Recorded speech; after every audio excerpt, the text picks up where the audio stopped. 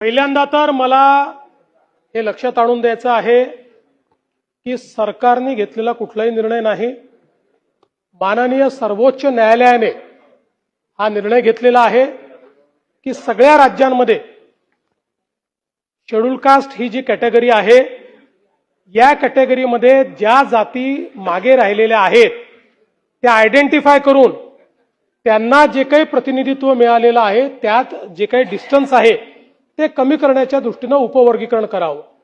त्यामुळे पहिल्यांदा तर शेड्यूल कास्टच्या आरक्षणामध्ये कोणा दुसऱ्याला आणण्याचा हा विषय नाहीये, तर शेड्यूल कास्टच्या आरक्षणामध्ये जे मागे राहिले आहेत त्यांना सुप्रीम कोर्टाने समोर आणायला सांगितलं। या संदर्भात आपण बदर कमिटी तयार केली, बदर कमिटीने रिपोर्ट दिला।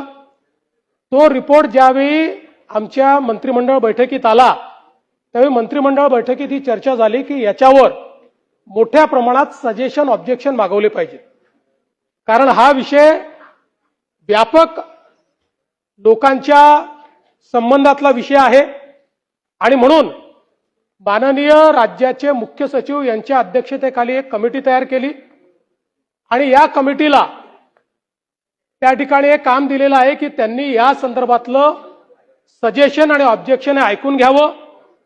ते सजेशन ऑब्जेक्शन्स अजून चाललेले आहेत, त्याला आता लोकांनी जे ऑब्जेक्शन घेतले आहेत त्याला सुनावणी द्यायची आहे। सध्या मुख्य सचिव आहेत आणि त्यांनी एक दोन लोक सोबत घेतले आहेत, आवश्यकता पडली तर ती वाढवता पण येईल। याच्यामध्ये हे सजेशन ऑब्जेक्शन ऐकल्यानंतरच, त्यामुळे आता सरकारने कुठलाही कायदा आणलेला नाही, या विधानमंडळात कुठलाही कायदा आलेला नाही। मला असं वाटतं की गृहीतकांवर आज या सगळ्या चर्चा चाललेल्या आहेत। सरकारचं स्पष्ट मत आहे, व्यापक चर्चेअंतीच अंतिम निर्णय सरकार करेल।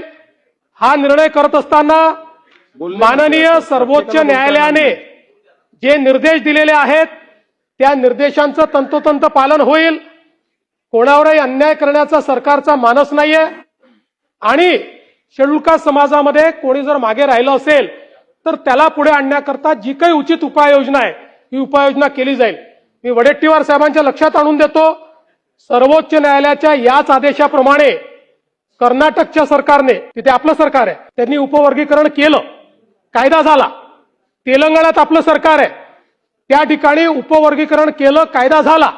महाराष्ट्रात मात्र आम्हाला हे लादायचं नाहीये, आम्हाला सहमतीने सर्वांना विश्वासात घेऊन आणि कायद्याचं तंतोतंत पालन करत हे करायचं आहे।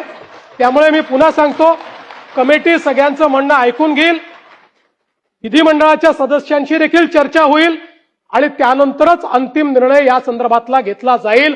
कोणीही गृहीतकांच्या आधारावर, अफवांच्या आधारावर या ठिकाणी कुठलंही मत बनवणं हे योग्य होणार नाही।